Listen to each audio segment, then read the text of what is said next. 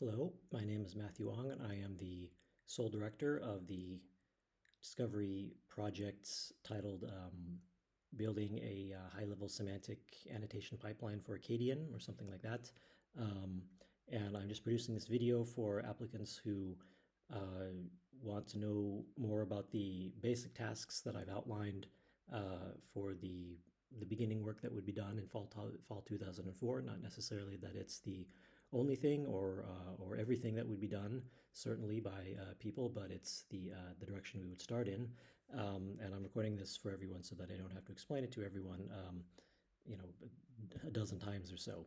I do encourage people, if they haven't already seen it, to watch the report video from spring 2004 about what the previous Discovery project team did as far as integrating information from the semantic frame annotator and the conlu annotations into a wiki project. So let me just show what this document, the Google document I have titled Discovery Program Fall 2004 Task List says. Right now I've outlined four ideas, and I think the first one is probably the most accessible and really for people who are interested or want to get more practice kind of doing kind of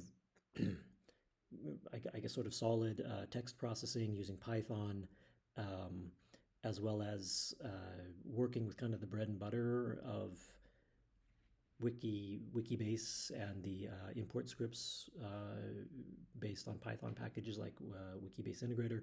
This first task would be for them. It's essentially kind of, I mean, it is ultimately kind of correcting an oversight that is in the data processing pipeline, namely that when I first started this project, it was mainly concerned with processing morphosyntactic annotations of Akkadian texts, and so the meanings of the words I pretty much dispensed with. They were in the JSON files from ORAC, but I didn't do anything with them. But I think now that I'm using a Wikibase as a kind of a central hub or repository for all these different types of data, it's not too difficult to actually bring that the senses or the meanings of the individual tokens back in. And so the people working on this part of the project would basically write Python scripts to first go through the JSON files associated with all of the Akkadian texts that I worked with, and to extract from, these JSON files are very, very complicated objects. They've got lots of layers, and you have to go down deep into them and identify the fields for the senses of the individual tokens, grab those, and ultimately pair them with the right tokens, which are stored in different places elsewhere. But I think the most reasonable place would be in this master document, which I've called conlu data dynamic.tsv. This is a kind of you could say it's kind of a master spreadsheet or data file, which is used. It's the starting off point for for uploading at least let's say the conlu side of the annotations up into the Wikibase. All of the import scripts, insofar as they're dealing with the conlu annotations, kind of work with that spreadsheet or TSV file. And so I think it would probably be easiest to take those senses and pair them with the individual tokens in that file.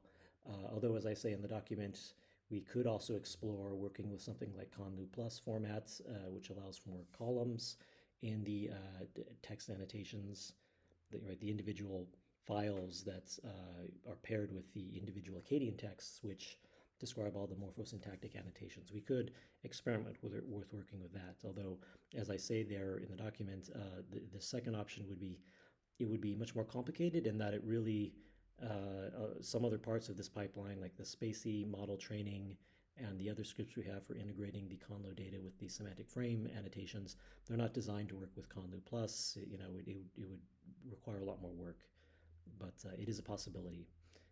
So, for people who maybe do not have very advanced programming skills, but want to work on something fairly, very concrete, we know exactly what needs to be done. This first task is for them. Now, actually, the task I mean, this task itself doesn't end with this number one in the sense that number two really is deals more with importing that stuff into the wiki base, and the it's really just kind of the other half of the work. If the first part of the task is in devising text processing scripts that go through the JSON files, then the second part is you writing Wikidata, Wikibase integrator, importing scripts to take, I guess, that extra bit of information in the master TSV file, and then finding, well, just integrating that particular stream of information into all the streams of information that go to building up the Wikibase, including, yeah, I mean, it's, I mean, I think the more complicated part of the task is the first one, but the second one also brings in issues about how do we use the Wikibase tools to define the meaning of the word, and of course there are issues about these ORAC projects. Different people produced the sense meanings for all the tokens, and so sometimes there's not continuity or uniformity in what we might say notation, right? If like a word means king, it doesn't necessarily mean that two people in different projects labeled that word king, right? But we would like that for our purposes. So there could be some issues like that that people have to deal with. Um, those are the first two things. The third task actually is, I guess it is rather vague, but I put it down here in the sense that I think ultimately, no matter what is done with number one and two, those people will have to, or at least they probably will face the need to kind of reconcile or maybe connect what they're doing with the semantic frame annotations, which are produced in a different, a different pipeline, and exploring what could be done with that in terms of either maybe let's say leveraging the fact that we have these senses from the tokens, whether that could accelerate or maybe partially automate the frame annotations, or at least whether the frame annotations might be linked to the sense entries of the lexemes or of the attestations in the Wikibase. So you might sort of group number three in with the other two tasks. Number four actually is a completely different issue. I would say it is more advanced. It I mean, there's two ways we can go about it. The idea is basically that there's a colleague who has developed a trainable lemmatizer for Akkadian, uh, and that lemmatizer works fairly well on subcorpora of ORAC. So, I mean, let me just clarify here, right? So most of the ORAC projects are lemmatized in the sense that a human editor has gone and lemmatized each of the tokens, right? Told you what the lemma is and provided the sense and such. Um, and those are all provided in the JSON files that we download. Now I have a spacey model that parses morphosyntax, um, and it of course needs to lemmatize texts, but it really just it uses a lookup table, meaning it takes all of the lemmas available from a corpus, and it just uses a static table to assign those lemmas in the beginning. So that limits its use really to ORAC, or at least it works very well on ORAC text, of course, but then it's questionable on things that deviate from that. The trainable lemmatizer, of course, is what we need, and the question is, can we integrate that either into the model itself as a component, which would be ideal in the sense that just you could train it on all the texts we have already annotated, and then it would do a pretty good job of lemmatizing unseen text with somewhat new tokens. But the issue is, of course, this would be a completely custom component. Of course, spacey is completely designed to do that, but it's not just a simple plug and play kind of issue. You do have to do some designing, and we'd have to sort of, or at least we probably would need to maybe, or I don't know. I mean, I think the lemmatizer was doing a pretty good job, but I think maybe we would want to sort of somehow maybe add in some corrections to it, or or something. And that's why the second option is really, it's a much more simpler one.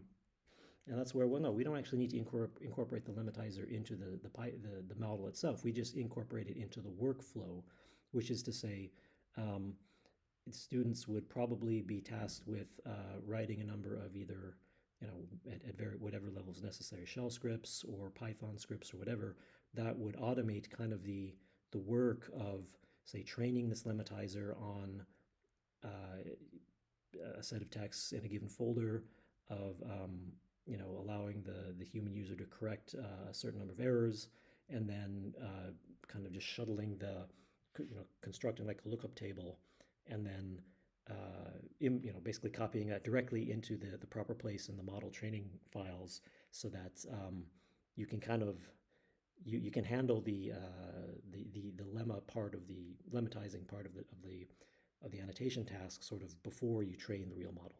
That is much simpler, and I have done that in the past by hand. It's just kind of laborious because you have to, the lemmatizer is not based on spacey. You have to kind of, do a bunch of tasks. So that would be much easier to do, and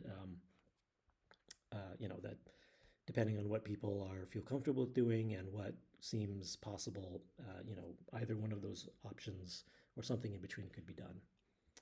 So that is the set of tasks I've said now. Now, again, that doesn't mean that this is the only thing people do, or that they're restricted to working. It's a starting place, and at least I think maybe the first set of tasks 1, 2, and 3 is definitely doable within a semester, probably with some time to spare. And depending on how many people work on this kind of stuff, some people could work on the first 1, 2, or 3. Another group of people could, or one individual could work on 4, or we could talk about a few other things that could be done. Just briefly, I also wanted to add here a point which is currently not on the list, but could possibly be a fairly tractable task, is the incorporation of certain geographical information related to some of the terms that are in the corpus. Information that would come from certain print publications or online, and as with the other tasks, roughly speaking, this task would be about taking, say, that database, right, the table, or maybe certain access points to online databases, and essentially importing that set of data as additional statements for some of the place names, ethnic names, geographical locations that are attested to and are already present essentially in the Wikibase.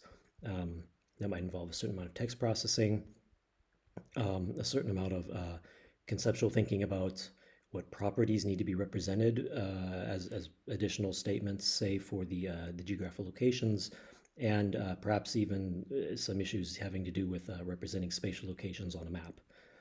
But that's a very recent development. I can't really say more about that right now. Last thing I'd just like to add is that there is a kind of a problem, or at least a difficulty in the project now, having to do with how and where it's implemented.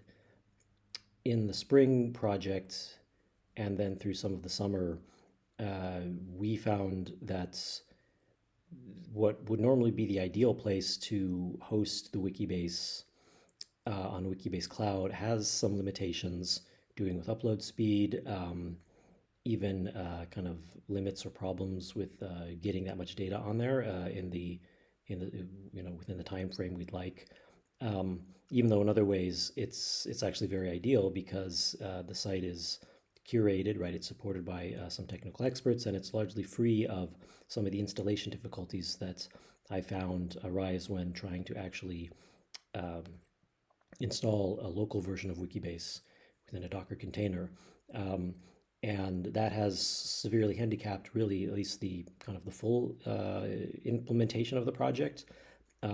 What is still possible now with the Wikibase Cloud is working with a kind of toy example, that it wouldn't really be a toy as far as any of the work in this semester would be concerned. It's just that the full database of annotations that I have would need to be, we would only take a portion of that and use that as sort of the basis for what we use for the population of the database. It wouldn't, I think, really impede any of the tools or processes that we propose to work on.